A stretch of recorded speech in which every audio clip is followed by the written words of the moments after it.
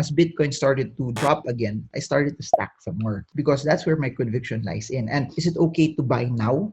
Do we know how low it could possibly go? My ideology for Bitcoin in particular is the lower it gets, the more I will just put in. As long as I always preserve a level of cash, kung saan ako pwedeng sumalo, I will keep on buying and I will keep on allocating for Bitcoin. And everything that I like, if it's at a price that's very, very attractive, I'll just keep on adding. I'll just keep on putting in more and I'll just keep on stacking it.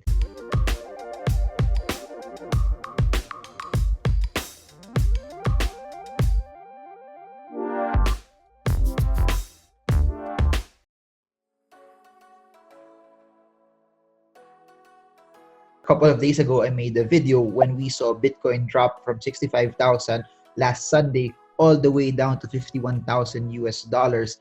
And then a few days after, we're seeing it once again start to go down. By the time I'm making this video, Bitcoin is around 48,000 US dollars. So it's a stark drop already from the 65,000 US dollar mark from where it was when it hit an all-time high. And in this video, I just want to share what I'm doing right now. And I do know that there are a lot of people who are watching this that maybe this is their first time to invest into something that has volatility. There might be some people na hindi talaga nagsa-stocks ngayon, diretso kagad sila Bitcoin. And there are also people that have invested in the stock market. But as you can see also, the volatility that we're seeing in crypto markets is massively different from the volatility in the stock market. In the cryptocurrency space, volatility and movements like this are normal. Investing in crypto, unbeknownst to many people, always think of crypto as get rich quick. It's not really get rich quick because this requires a large amount of conviction, because anything that has the ability to push up higher will also show you large movements down, large volatility downward. If you go back in time, you would see crypto markets crash. If you look at 2020, when everything went into a lockdown, Bitcoin, Ethereum, and a large amount of the cryptocurrency world also dropped. This also happened in 2017 when it hit an all-time high of 20,000. We saw Bitcoin, but not just Bitcoin, majority of the altcoins as well start to drop. Drops like this are normal in the cryptocurrency world. It doesn't mean kasi that because more and more people are into it, it would not drop. If you're a technical trader, you could always short, or if when breakdowns happen, you can always get out of the position. But if you're a person who's a hodler, this is where your conviction will lie in on how much you know about the technology, how much you know about the cryptocurrency, how much you believe in it. Because if you loved it and you bought it at 60,000, 65,000, 55,000, right now that it's cheaper, that presents an opportunity for you to buy it at a much lower price. This is where I guess my background in the stock market is helping me, because in the stock market, as you all know, I look at the fundamentals. If the fundamental story of the stock that I want to invest in for the long term has not changed, then a drop in price should not scare me, should not concern me, but it becomes a buying signal for me to add some more. In the same way, sa cryptocurrencies, drops like this should be an opportunity for you to be able to stack and add a lot into the cryptocurrencies that you like, into the tokens that you like. Buy the ones that you have full conviction in, that you want to invest into. If you remember a video that I posted a couple of weeks back where I said, these are my 5 favorite cryptocurrencies, I noted there that I like Bitcoin, Ethereum, USDT, BNB, and also Cardano. So if you look at that and you analyze it all together, Ethereum yesterday just hit an all-time high. It's also retracing now though. BNB also hit an all-time high of 600 plus more than a week ago, around 2 weeks ago. It has also retraced a bit. Bitcoin, in my opinion, has dropped from 65 to 48,000 by the time we're recording this. I have a select of cryptos that I like, and I always try to revisit them should they become cheaper. But please remember that this is my style. Don't just copy what I'm doing, and don't just buy it just because I'm doing it.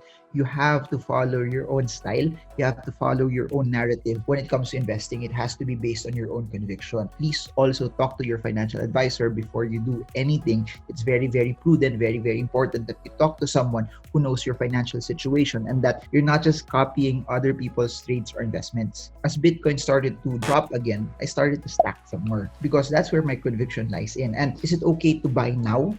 Do we know how low it could possibly go?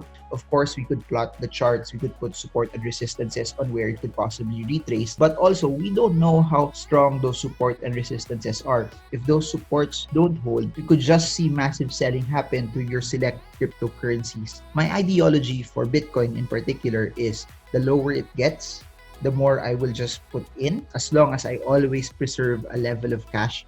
Kung saan ako pwedeng sumalo, I will keep on buying and I will keep on allocating for Bitcoin. And this is the difference between how I analyze Bitcoin versus certain stocks. I know that Bitcoin right now is just at the beginning. And that's why, because it's so new, drops like this give me opportunities to start to just pick it up. The more uncertain it is, the more people don't know what the outcome is, the more scary it goes for a lot of people. And every time there's uncertainty, sell downs will happen. That's where your conviction will come in. From the time I made the last video, there's really nothing from a fundamental / technology aspect that has changed towards Bitcoin.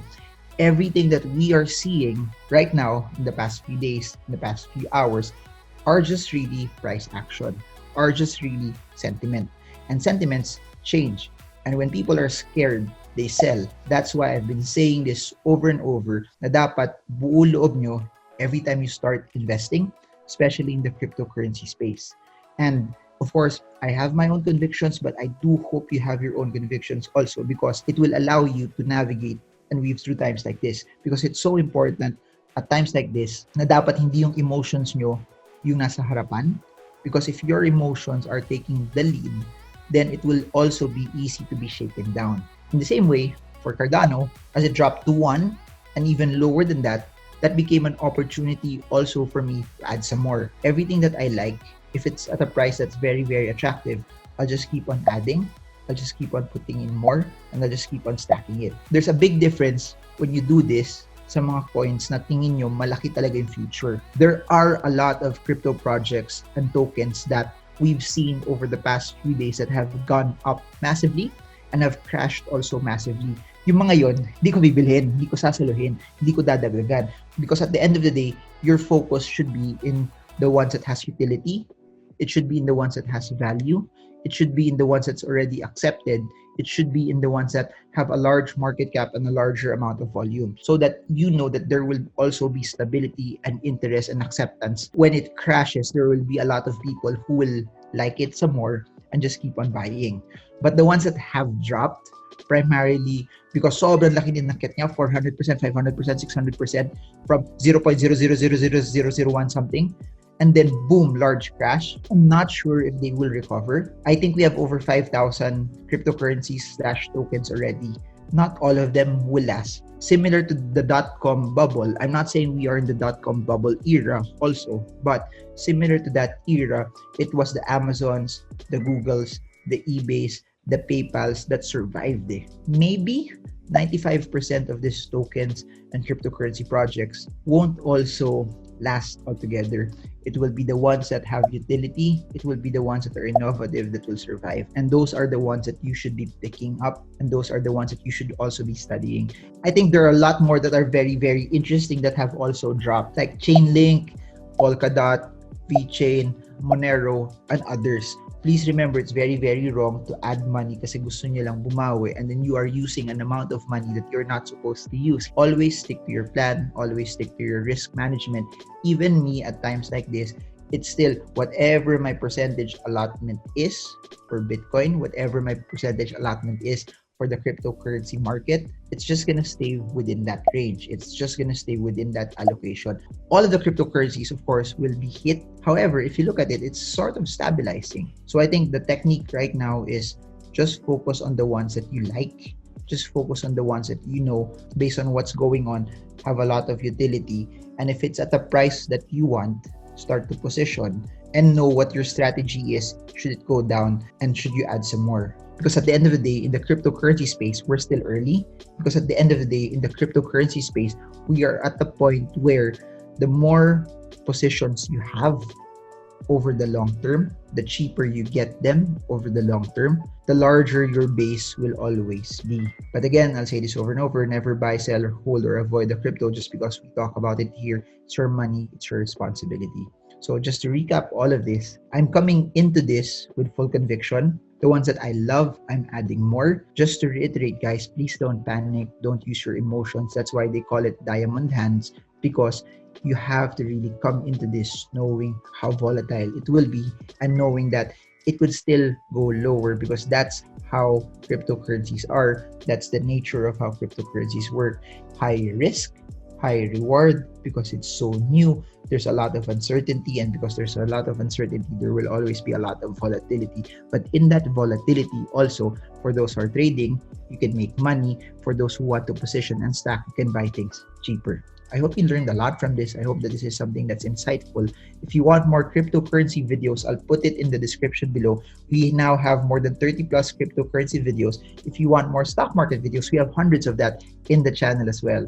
My name's Marvin Germo. If you liked this video and you want more of this, subscribe, smash the bell so you get updated every time I come up with new content about investing, not just in the stock market anymore, but also in the cryptocurrency space. And if you want to support the channel, I appreciate it if you could press the like button, because the YouTube algorithm helps push videos like this up. And lastly, in the description below also are all of the things about me, the books that I've written, and the speaking engagements where I will be in. So that's it for now. I hope you guys got a lot from this, and I hope that this is also a reminder for all of you that it doesn't go up forever, that there will be points like this where we will see corrections, we will see massive movements down, but it's all part of what you are getting into. And in the same way, this is what gives you character, this is what gives you experience, and this is what makes your acumen for investing even better. So that's it for now. Marvin Germo. I hope this video helps you trade well, trade strong, trade smart. See you all again soon, and God bless you all.